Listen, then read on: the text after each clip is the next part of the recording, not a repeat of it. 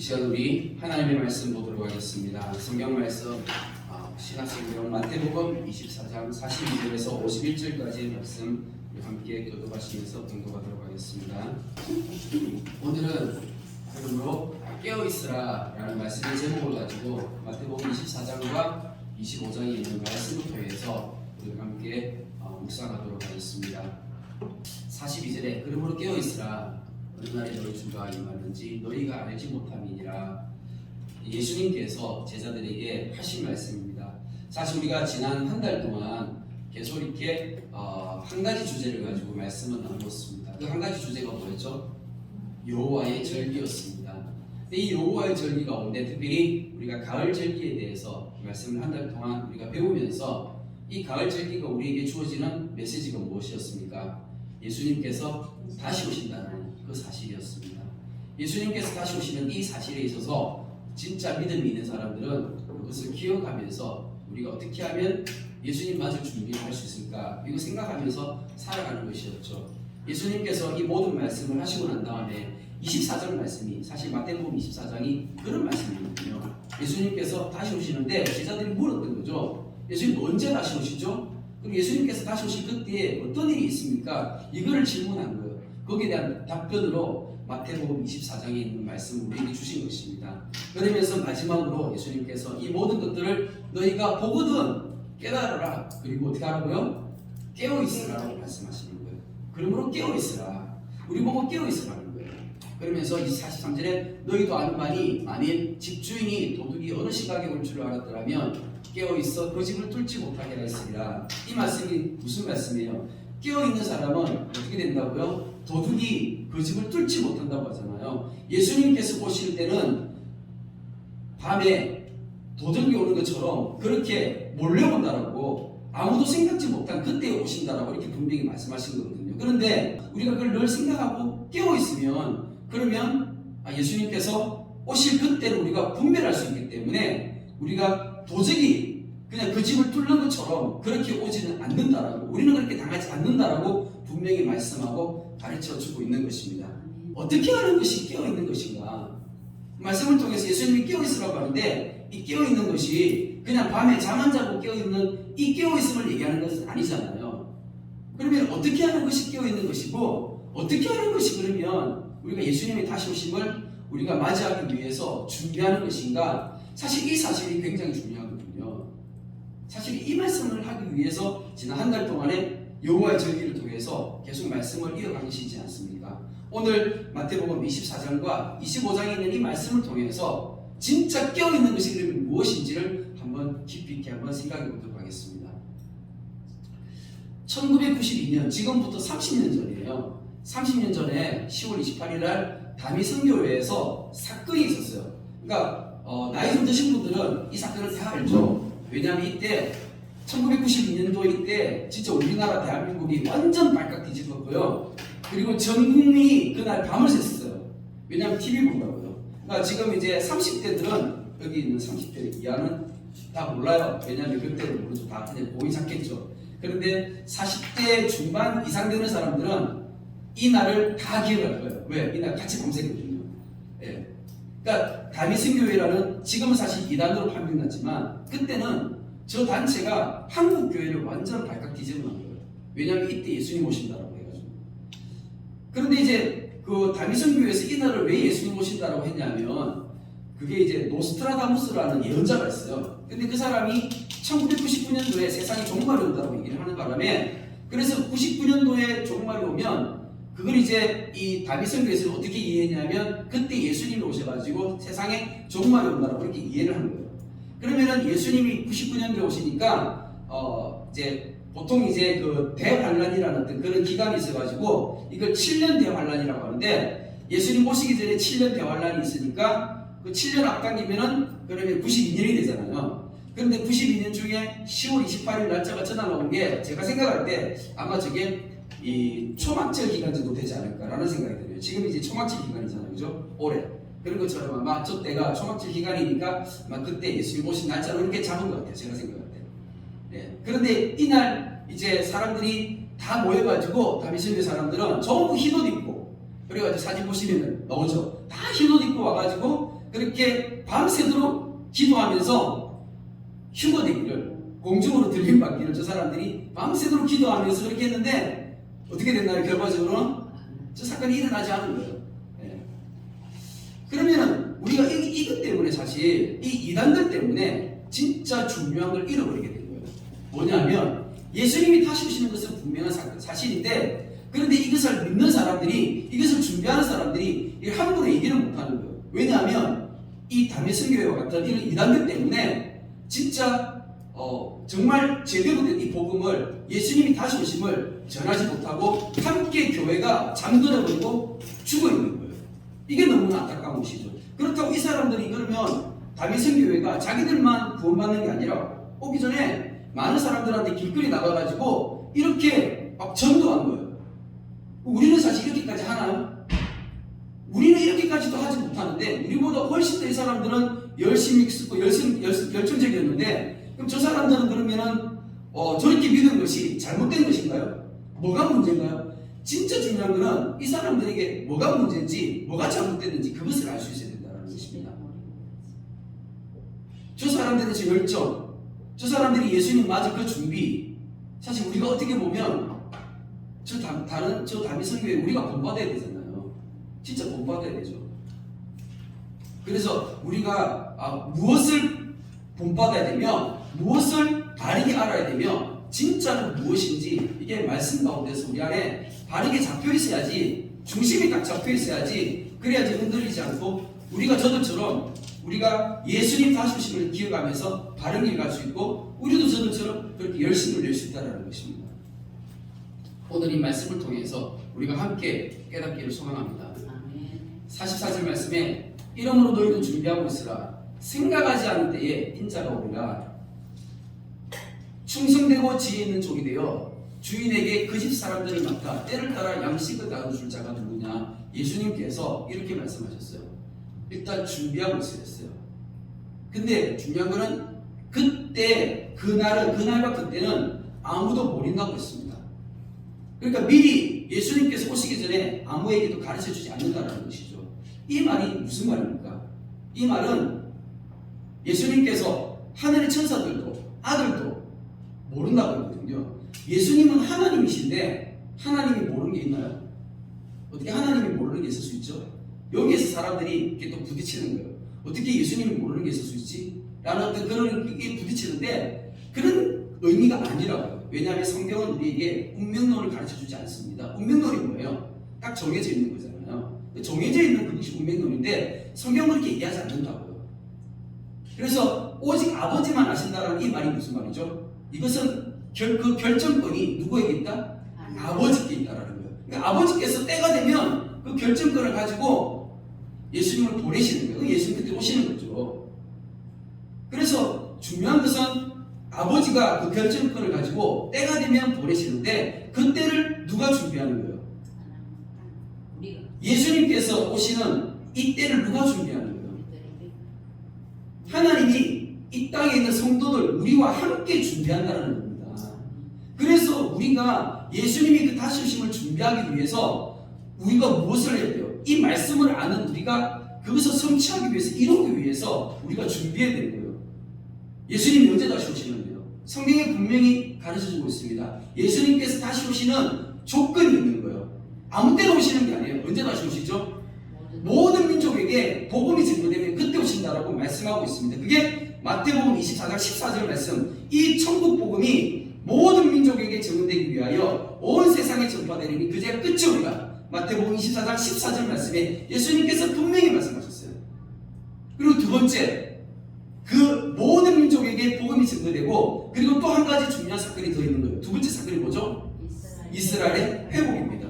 우리가 숙제일 주간을 통해서 우리가 말씀을 배웠잖아요. 근데 그 말씀이 마태복음 24장에 32절부터 또 나와요. 어디 나오냐면 32절 말씀을 보면 무화과 나무의 비유를 배우라. 그 가지가 연하해지고 잎사귀를 내면 여름이 가까운 줄을 알아니 이와 같이 너희도 이 모든 일을 보거든 인자가 가까이고 문 앞에 이를 줄 알라.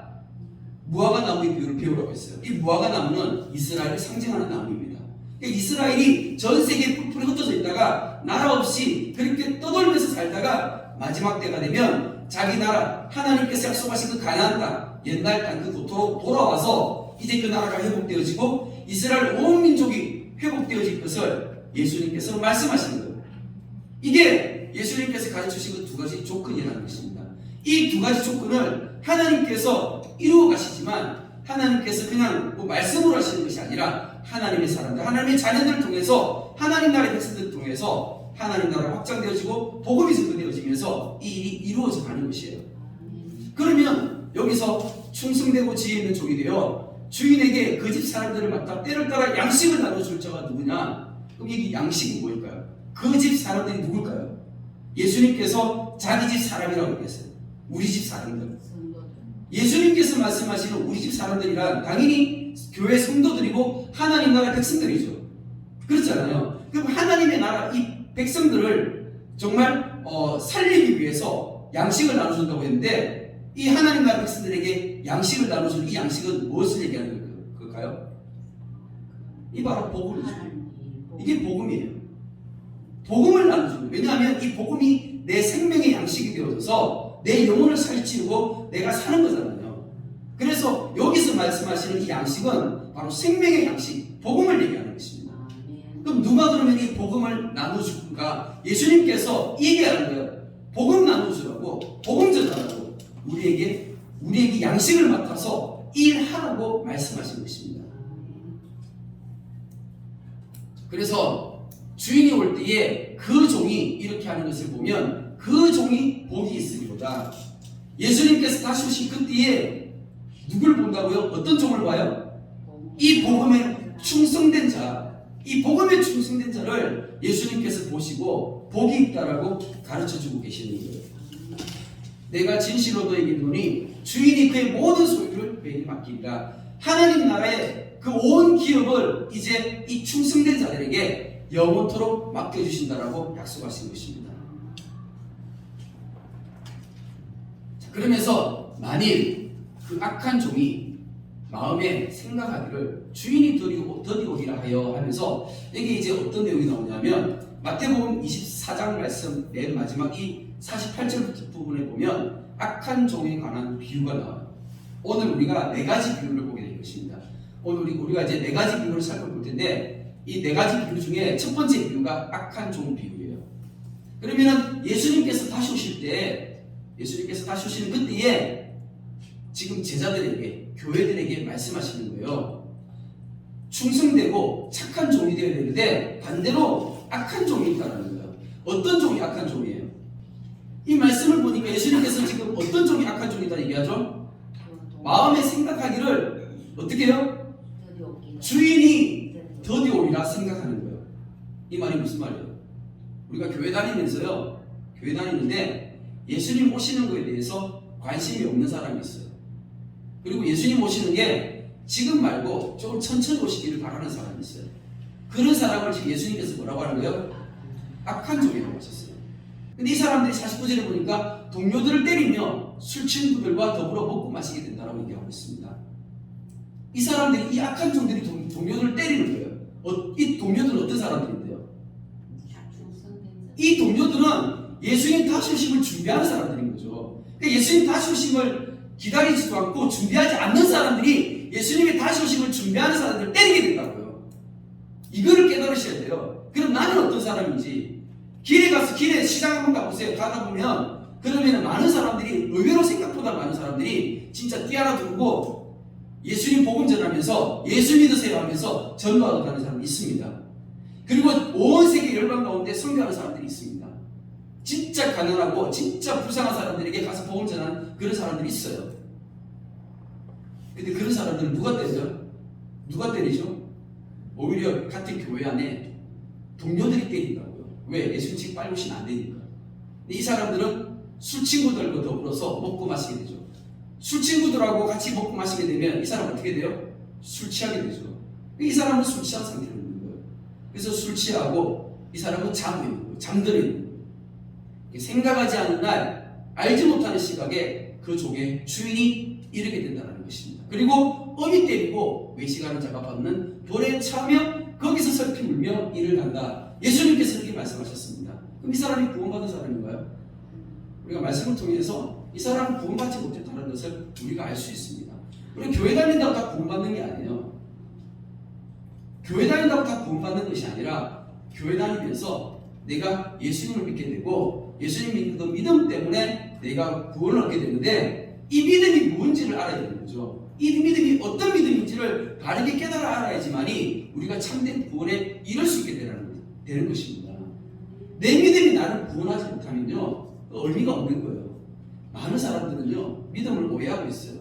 어떻게 오해하고 있냐면 그냥 살아가다가 예수님이 2000년 전에 이 땅 가운데 오셔서 십자가에 죽으시고 부활하셔서 그 사건 자체를 역사적 사건으로 믿는 거예요. 근데 그 믿음이 내 속에 있어요. 내가 그걸 지식으로 알고 있고 내가 그걸 믿어요. 근데 그 믿음이 자기를 구원했다고 착각하는 거예요. 왜냐하면 이게 천국을 위해서 그런 거예요.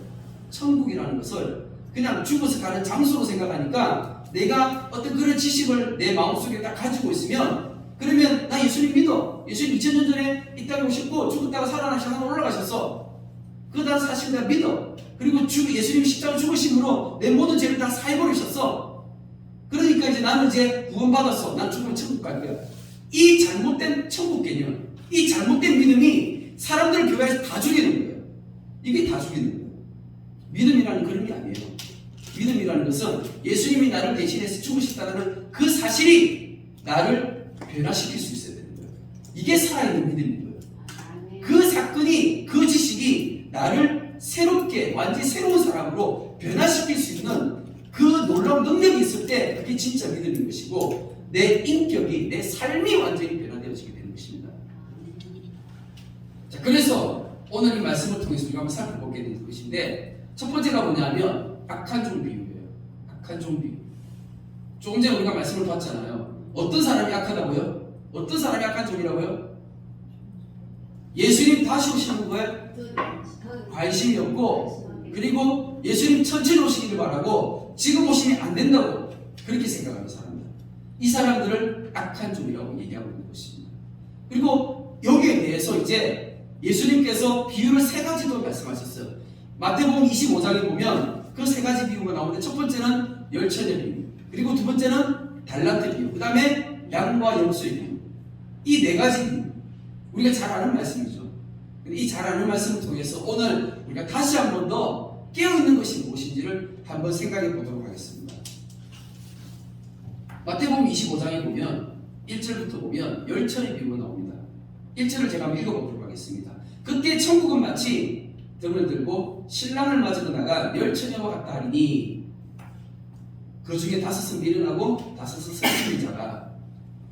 열처녀 비유가 나오는데요. 이 열처녀 비유는 열처녀는 뭐냐면 지금 우리가 살아가고 있는 이 시대에 교회를 얘기하는 거예요. 그러니까 예수님께서 잠들어 있는 교회에 주신 권면인 것입니다. 예수님께서 지금 이 마지막 때에 교회들이 잠자고 있는 이것을 예수님께서 비유로 말씀하신 거예요. 열처녀 비유는 교회에게 주신 말씀이에요. 그럼 교회가 어떻게 해야 된다고요? 교회가 어떻게 해야 된다고요? 깨어있으라고 말씀하시는 거예요. 그래서 지금 13절 말씀, 25장 13절 말씀에 이렇게 되어 있습니다. 그런즉 깨어있으라. 너희는 그날과 그때를 알지 못하느니라. 그러니까 말씀의 진짜 핵심 중요한 것은 깨어있으라는 거예요. 누가요? 교회가 잠들어 있으면 안 되고 교회가 깨어있으라는 거예요. 지금 열처녀가 있어요. 근데 열처녀가 있는데 그런데 그 중에 5은 어떻게 하고 있는 거예요? 등과 기름을 함께 가지고 있고 5은요 등은 있는데 기름이 없는 거예요. 그러면 이 등과 기름이 어떤 역할을 하는 것이죠? 등하고 기름을 가지고 뭐 하는 거예요? 불을 밝히는 거예요. 그렇잖아요. 불을 밝히는 거예요. 아주 간단한 것입니다. 등과 기름은 불을 밝히는 것입니다. 그런데 예수님께서 마태복음 말씀에 보면 너희는 세상에 무엇이라 했습니까? 빛이라고 했어요. 너희는 교회는 세상의 빛인 거예요. 그러면 교회가 세상의 빛이라는 이 말씀이 어떤 말씀이에요? 이거를 먼저 이해를 하셔야 돼요. 교회가 세상의 빛이라고 했는데 빛의 역할이 뭐냐면 지금 여기가 이제 예배당 안이 방이잖아요. 그런데 이 공간에서 지금 이제 빛이 불을 밝혀놨는데 만약에 지금 깜깜한 밤이고 이 불이 어둡다라고 한다면 그럼 우리가 어두운 공간 안에 있으면 밖에 나가는 문이 보여요? 안 보여요? 안 보이잖아요. 안 보이는 그때에 불을 딱 켜면 뭐가 보여? 나가는 문이 보이는 거예요. 마찬가지로 우리가 지금 살아가고 있는 이 세상을 성경은 어떻게 얘기하냐면 어둠 가운데 우리가 살아가고 있다고 가르쳐주고 있습니다. 사람이 이 땅에 태어나가지고 어둠에서 살아요. 어둠 가운데서 살면 뭐가 안 보이는 거예요? 내가 길이 안 보이기 때문에 내가 어떻게 살아야 되는지, 내가 무엇을 위해 살아야 되는지, 내가 어떻게 하면 구원을 받을 수 있는지 그런 것 자체를 모르는 거예요. 이 땅에 태어난 사람들은 그냥 그렇게 살아가는 거예요. 내가 어떻게 살아야 될지도 모르고 무엇을 하면서 살아야 될지도 모르고 그렇게 살아가는 사람들에게 교회가 빛을 비춰주는 거예요. 그러면 세상 사람들이 교회가 비춰주는 그 빛을 통해서 무엇을 발견하게 돼요? 예수 그리스도를 발견해야 돼서 예수 그리스도가 뭐예요? 구원의 길이잖아요.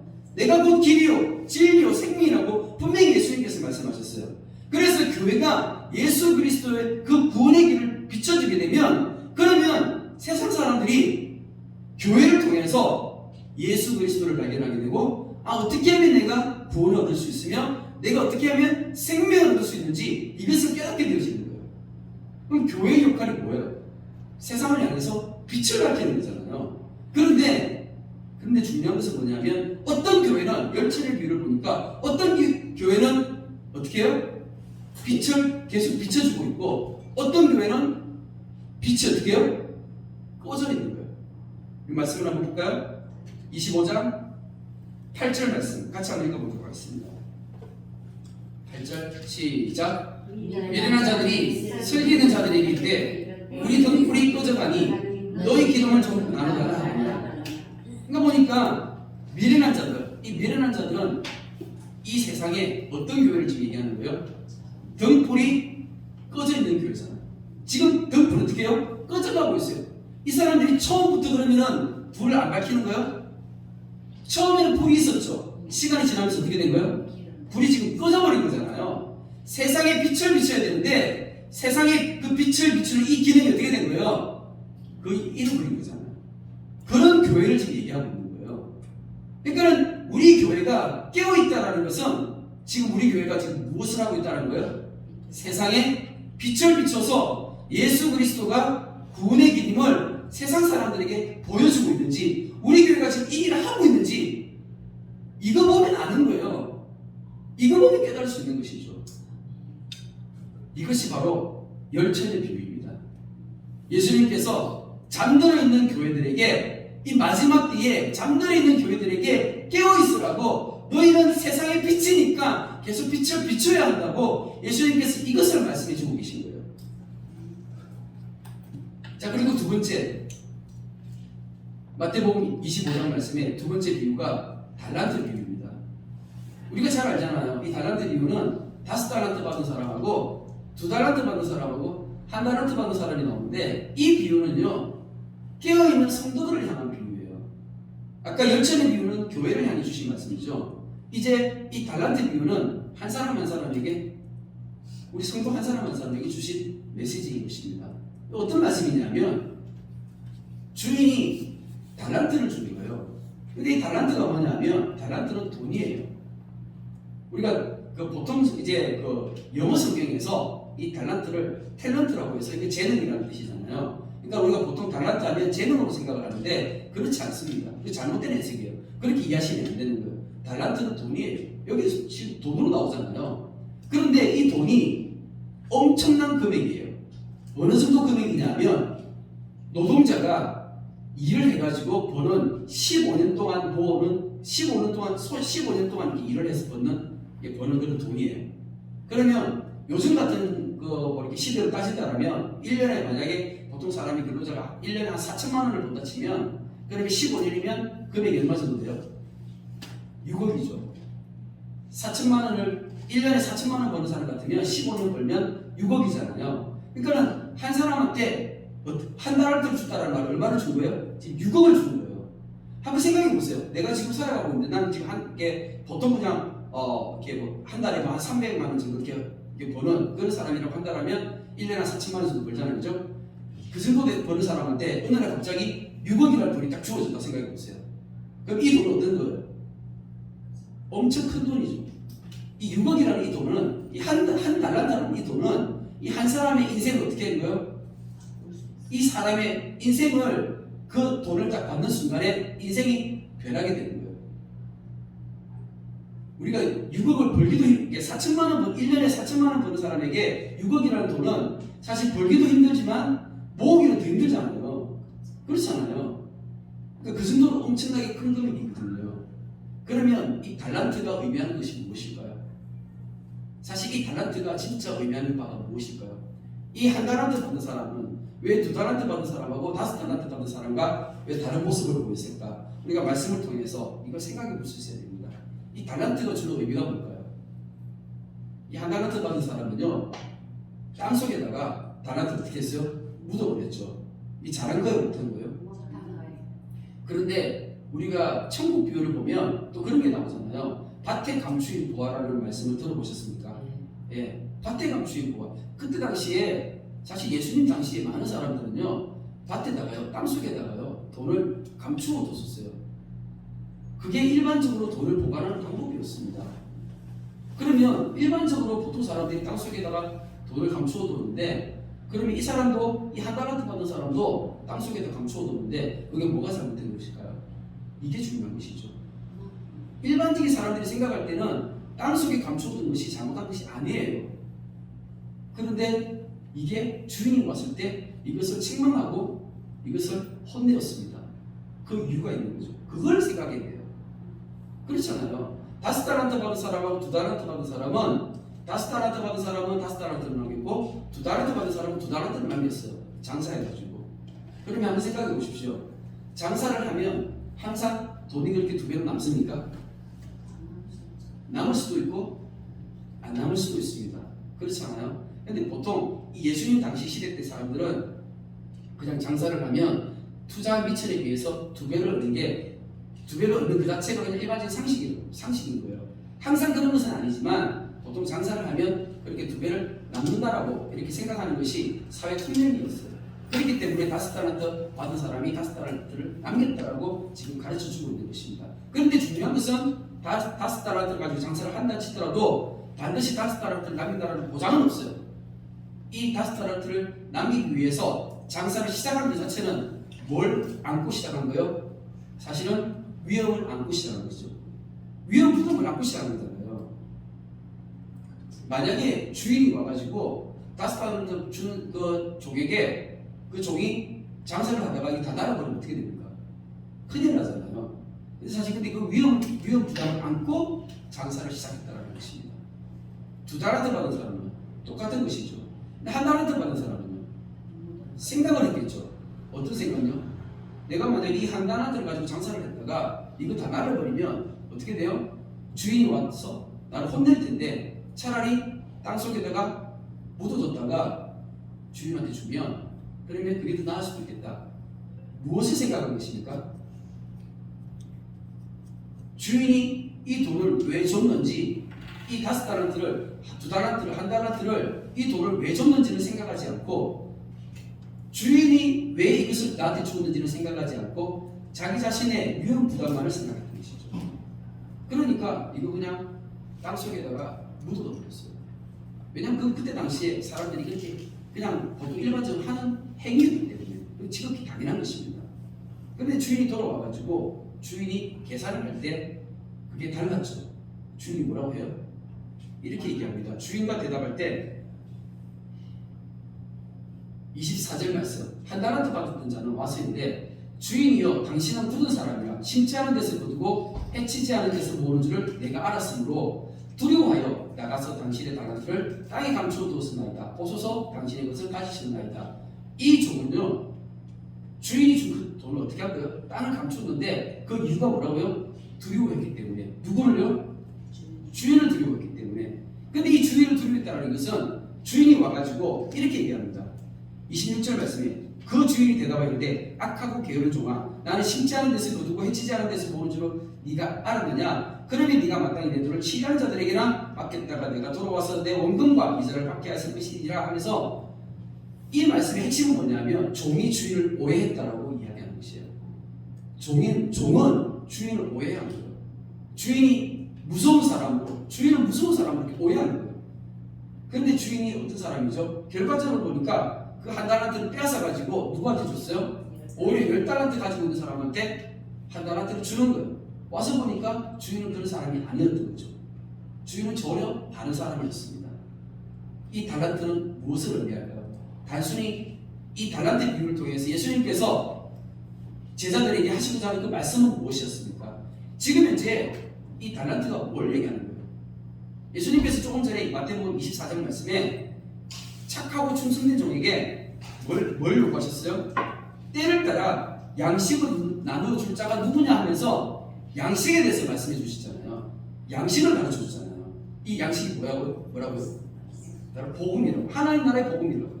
그러니까 달란트는 결국 예수님께서 다시 오실 때 제자들한테 뭘 맡기셨는데요? 이 양식을 맡긴 거잖아요. 하나님 나라 복음을 맡긴 거잖아요. 이 하나님 나라 복음을 맡은 자들이 어떻게 해야 된다고요? 이 복음을 나눠주면서 이 사역을 해야 되는 거예요. 그리고 여기는 부담이 따르죠. 그렇지 않아요? 내가 이 일에 죽기로 내가 이 일에 매달려가지고 이 일을 하게 되면 어떻게 돼요? 나는 먹고 사는 문제가 힘들어지는 그런 위험 부담이 따르게 된다는 것입니다. 그런데 5달란트 받은 사람, 2달란트 받은 사람은 그런 위험 부담을 안고 자신의 삶을 다 들여가지고 예수님께 주인에게 충성했던 것입니다. 그리고 마지막으로 양과 염소의 비유가 있습니다. 이 양과 염소 비유는요 무엇을 말하는 거냐면 교회 안의 성도들 가운데 진짜와 가짜를 구분하는 거예요. 진짜와 가짜. 그러니까 조금 전에 이제 열천의 비유도 있고 그리고 달란트 비유도 있고 악한 종 비유도 있었잖아요. 그런데 이제 그 모든 비유들 가운데서 마지막으로 예수님께서 한 가지 더 말씀하신 게 지금 진짜와 가짜를 구분하는, 예수님께서 다시 오셔가지고 구분하는 거예요. 그런데 그 구분할 때 그 모습을 보면서 너희들이 분명히 이것을 알아라고 우리에게 가르쳐 주는 것입니다. 어떻게 그러면 진짜와 가짜로 구분 짓습니까? 말씀을 보겠습니다. 35절 말씀을 보니까 내가 주일 때에 너희가 먹을 것을 주었고 목마를 때에 마시게 하였고 나그네 되었을 때에 영접하였고 헐벗었을 때에 옷을 입혔고 병들었을 때에 돌보았고 옥에 갇혔을 때에 와서 보았느니라. 예수님께서 언제 주이셨죠? 예수님께서 언제 배가 고프셨죠? 예수님 원래 직업이 뭐였죠? 목수일이죠. 목수. 예수님이 목수일을 하면 배가 고팠을까요? 예수님께서 30년 동안 그냥 일반적으로 삶을 살아가셨을 때 그때 목수일을 배우셔가지고 목수일을 하셨어요. 그럼 그 목수일을 하면 배가 고팠을까요? 돈을 보니까 배고프지 않았죠. 근데 언제 배가 고팠어요? 예수님께서 이 복음 전하는 사역을 할 때 그때 예수님이 배가 고프셨어요. 그렇잖아요. 이 말씀에도 똑같습니다. 예수님께서 내가 주일 때에, 이 말은 내가 열심히 복음 전했을 그때에. 그런데 뒤에 말씀을 보니까 40절에 이런 말씀이 있습니다. 임금이 대답하여 이르시되 내가 진실로 너에게 이르노니 너희가 여기 내 형제 중에 지극히 작은 자 하나에게 한 것이 곧 내게 한 것이니라 하면서 내 형제 중에 지극히 작은 자 하나를 얘기하고 있습니다. 왜냐하면 예수님이 이미 하늘 올라가셨잖아요. 그죠? 예수님이 하늘 올라가셨어요. 그리고 이 땅에 누가 남아있어요? 이제 성도들이 남아있죠. 예수 그리스도의 제자들이 남아있잖아요. 그런데 그 제자들에게 예수님께서 뭐라고 얘기하시는 거예요? 내 형제라고 얘기하고 있습니다. 예수님이 근데 우리가 복음서 말씀을 보면 이렇게 나옵니다.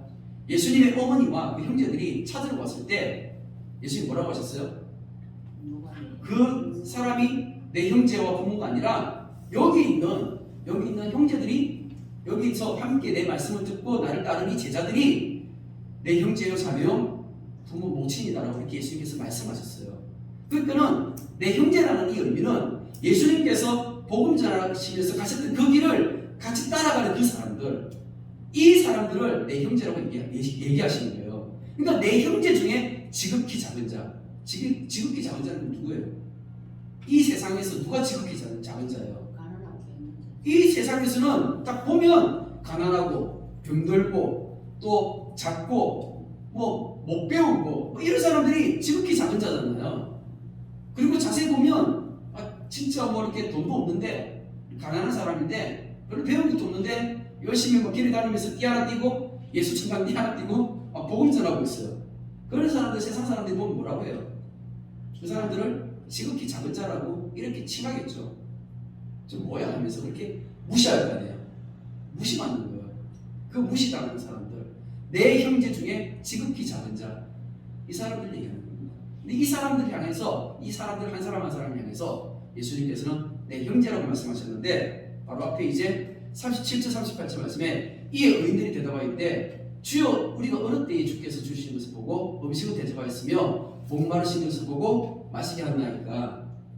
이 의인들이 예수님이 양과 염소를 구분했을 때 오른쪽에 있는 양들이 그렇게 답을 하는 거죠. 예수님은 내가 죽을 때에 너희가 나에게 먹을 것을 주었다. 근데 그 양들은, 오른쪽에 있는 사람들은 의인들이라고 표현하면서, 아니 우리가 언제 그렇게 예수님을 그렇게 대접했냐 라고 하니까, 너희는 내 형제, 이 작은 형제에게 너희가 그렇게 했다라는 것이에요. 우리가 이 말씀은요, 이 양과 염소 비유는요, 이 땅에서 그냥 착한 일 하면서 살아가는 그런 비유가 아니에요.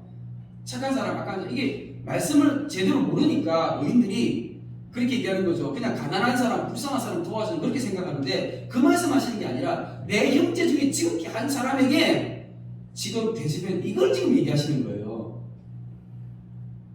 그러니까 이 사람들은 복음 전하는 사람들이잖아요. 복음 전하는 그 길을 가는 사람들은 가난할 수밖에 없고요, 세상 사람들이 무시하는 그 길이 될 수밖에 없어요. 근데 그 사람들을 어떻게 한다고요? 선대하는 거죠. 왜요? 왜 그 사람들 내가 선대해야 돼요? 나는 못하잖아요. 비록 나는 이거 지금 못하지만, 그런데 이 길을 누군가는 해야 되는데, 내가 그 사람을 선대하는 걸로 말미암아 내가 어떻게 한 거예요? 그 사람과 함께 이 길을 같이 가게 되는 그런 일을 하게 되는 거잖아요. 내가 이 사역에 함께 동참하는 거예요. 이게 뭐라고요? 깨어있는 거라고요. 이게 바로 준비하는 거라고요.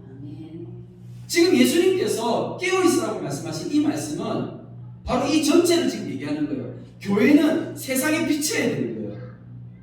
교회가 세상에 비춰야 되고, 그리고 나는 어떻게 해야 돼요? 한 달란트 받은 사람이 아닌 2달란트 받은 사람, 5달란트 받은 사람처럼 그렇게 내 삶을 던져가지고 내가 하나님 나라의 복음에 충성된 자야 되고, 그리고 또 교회 성도들은요, 어떻게 해야 돼요? 그런 사람들을 만나면, 비록 나는 지금 그 일을 함께 할 수는 없지만 그 사람들을 무시하지 않고 그 사람들을 선대하면서 그 사람들과 함께 동행하면서 함께 사역하는 것입니다. 우리가 깨어 있어서 같이 그렇게 복음을 전해야 되는 것입니다. 이게 중요한 것입니다. 우리 주님의 교회가 이렇게 믿음 안에서 바르게 세워져가면서 깨어있는 교회 되기를 축복합니다. 아멘. 사랑하는 주님, 주님 다시 오시기를 소원합니다. 주님, 내 안에 악한 마음, 악한 생각 다 내려놓게 하여 주시옵소서. 주님께서 드디어 오시기를 그렇게 소원하는 자가 아니라 주님께서 속히 오시기를 그렇게 기도하며 그렇게 준비하는 그러한 착하고 충성된 종이 되어지기를 다시 한번 기도드립니다. 우리 주님의 교회를 주님께서 기억하여 주시고 이때 우리에게 은혜를 베풀어 주시어서 교회는 반드시 세상에 빛을 비추어야 하는데, 우리 주님의 교회가 그렇게 세상에 빛을 비추는 아름다운 교회 되어지게 하여 주시옵소서. 많은 사람들에게, 많은 영혼들에게 진리의 길, 구원의 길 되시는 예수 그리스도를 비출 수 있는 그러한 끝까지 그 빛이 꺼지지 않는 그러한 충성된 교회 되어줄 수 있도록, 우리 주님의 교회가 깨어있을 수 있도록 은혜를 베풀어 주시옵소서. 이 마지막 때에 정말 우리 성도님들 한 사람 한 사람이 또한 그렇게 복음 전하는 자가 되어질 수 있도록 은혜를 베풀어 주시옵소서. 비록 내 삶에 위험 부담이 있을지라도 주님 바라보면서 그렇게 이 복음 전하는 삶에 나의 삶을 던지며 그렇게 헌신하며 우리 주님의 교회가 달려갈 수 있는 그렇게 착하고 충성된 종이 되어지기까지 은혜를 베풀어 주시기를 기도드립니다. 또한 주님께서 다시 오실 그 뒤에 분명 말씀하셨습니다. 오른편에 있는 양들처럼 그렇게 의인들에게 말씀하셨습니다. 내 형제 중 지극히 작은 자 하나에게 너희가 선언하겠다라고 말씀하셨는데, 우리 주님의 교회가 그렇게 복음 전하는 자들과 함께 동력하며 함께 사역할 수 있는, 끝까지 이 길 갈 수 있는 그러한 믿음을 지킬 수 있는 아름다운 교회 되어지게 하여 주시옵소서. 그렇게 우리를 주님께서 바르게 인도하시고 바르게 세워가실 것들을 간절히 기도하며 살아계신 예수 그리스도의 이름으로 기도드립니다.